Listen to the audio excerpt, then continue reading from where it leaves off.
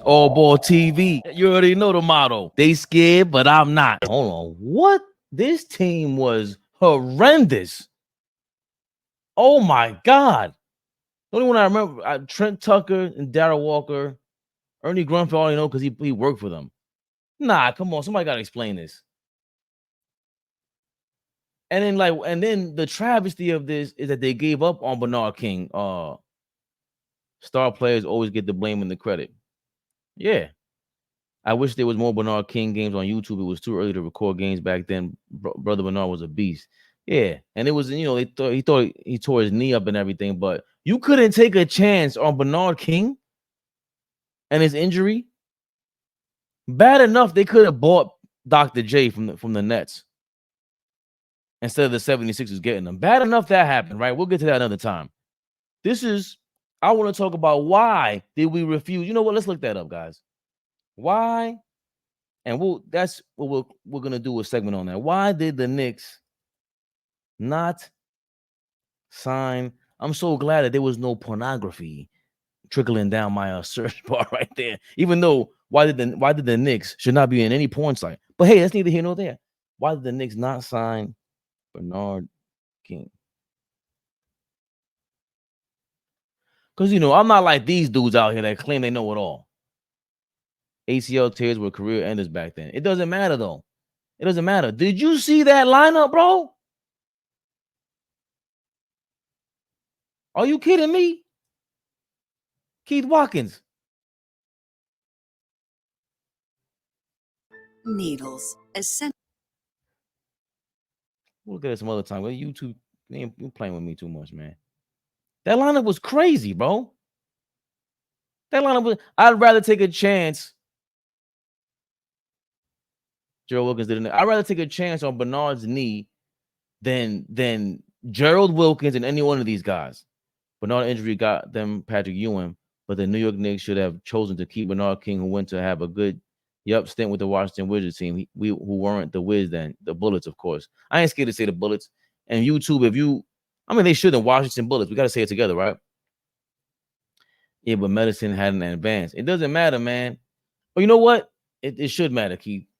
It should matter, right? Because who back then was keeping players? Like, maybe if you see what you have to be creative though, right? If you see what Bill Walton became on the Celtics after what he did with Portland, you guys like Gerald Wilkins? All teams were doing the same thing. I'm 54, and I became a Knicks fan from that team. Gerald Wilkins was a good Knick. I don't know. I'm still taking a chance on the 15th guy being Bernard King. Like, I'm wondering, was there a beef backstage? Here we go. 35 years later, Knicks' decision to cut Bernard King still haunts them. Okay, King was released at the end of the 86-87 season due to injuries. Wait a minute now. Patrick Ewing was drafted in 85, 84. See, that's why we got to look deeper into this. Patrick Ewing drafted in 85. Oh, of course. Come on. Dominique, aren't they brothers? Dominique was crazy for that, especially for that era. What happened was they let Rick Pitino go. Back then, but with the bomb squad? Let's look it up, though. Let's look at this. Let's look at this together. We'll learn together in real time, guys. The New York Knicks have a lot of moments they wish they had back over the years. It's been 23 years since the Knicks reached the NBA Finals. That appearance, game lost San Antonio. Yeah, come on. Let's get to the bread and butter, guys. Stop playing with me, Bleacher Report or SI. This is why Sports Illustrated got fired everybody. Come on, man.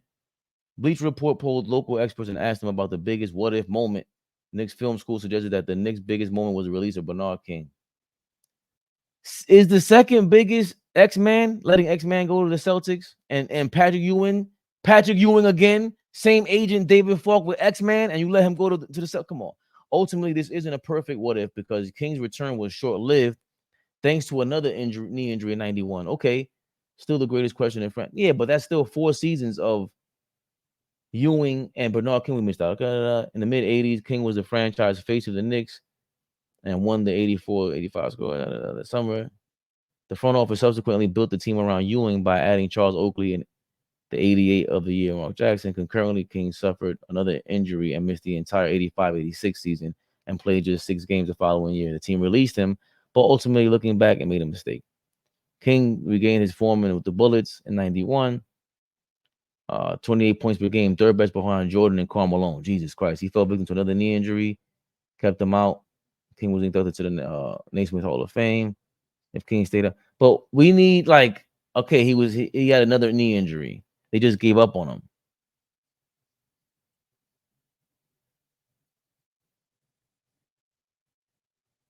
He did not recover. I need some tea, some dirt. Why did Bernard King leave the Knicks? Or why did the Knicks trade him? That was our failure to have vision beyond current decade. Exactly. Another reason why we're excited now, right? Knicks 100. That's why we're excited now. We think we got some guy, Leon Rose, La Cosa Nostra.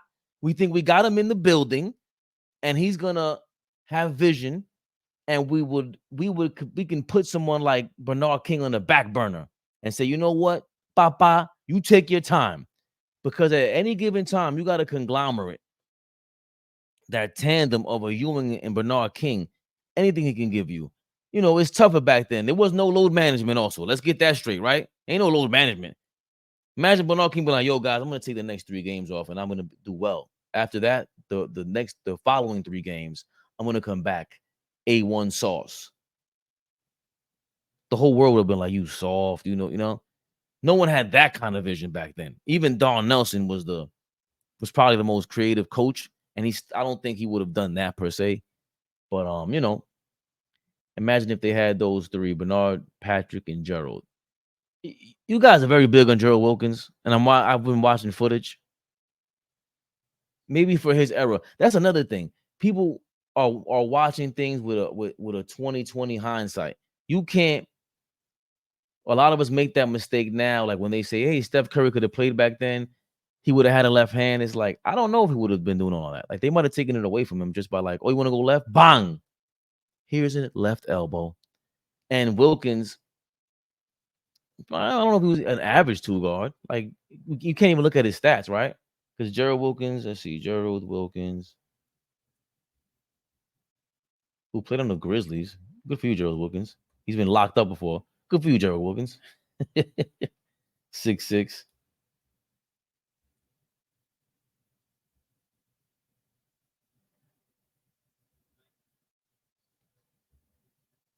You know what? I made a mistake and not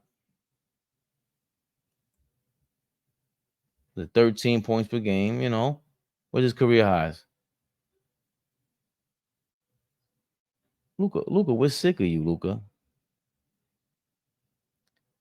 All right, career highs of 19 points per game, second year in the league. Okay, I can see why you guys were going crazy. 19 a game, I would have been going nuts too. 86, 87, you crazy? I'd be like, "Oh, you crazy? You don't even know who Gerald Wilkins is. You know what he does for us?" I would have gone nuts myself. Bro, I agree with you most times, but this time I'm telling you, they thought they were making the right decision. Washington got him cheap after he was released. Then he got hurt again, and that was it. No, I understand. I guess it was as simple as the injury. Okay, I guess I want to know, was there anybody, were they having these kind of conversations? That's what I want to know, Keith. Because I believe people, like, sometimes you see them with the sports jacket and everything, and they trying to come off like, you know, they're so professional they would never have these kind of conversations. They have these conversations on every level of everything. Like Amazon is one of the biggest companies in the world, right? Anything you complain about, or if you look into them, like the research and development, that's how they make their money, right? That's how they save a lot of their money. They don't really pay taxes like that, right? Because they found some loophole with research and development, Amazon, right? So now, are you sitting there really deliberating? Hey, we want to save some costs on the customers, the consumers. So we're gonna, I don't know.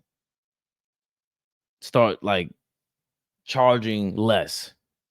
Somebody's sitting there trying to, they're going to offer that for some reason. But with the Knicks, that was a horrible fucking analogy. I'm sorry, guys. And I cursed. Knicks Rehab, family show. Anyway, the point is, I wonder who was sitting there having this conversation. Hey, I believe in him. Who was pulling for him? Clearly, it wasn't the people with the influential voice. They were both back to the basket centers. There was no stretch bigs back then. Unfortunately, back then, probably not. Right. Wilkins was good on the Knicks. Or you're asking, yeah, Pat Cartwright and Ewing didn't work, and then Oakley was a better fit. And of course, X-Man. I think X-Man is the bigger. Do you think Bernard King is a bigger what if than X-Man? Because how long did X-Man even last for after the 92-93 season? Let's see. Xavier McDaniel.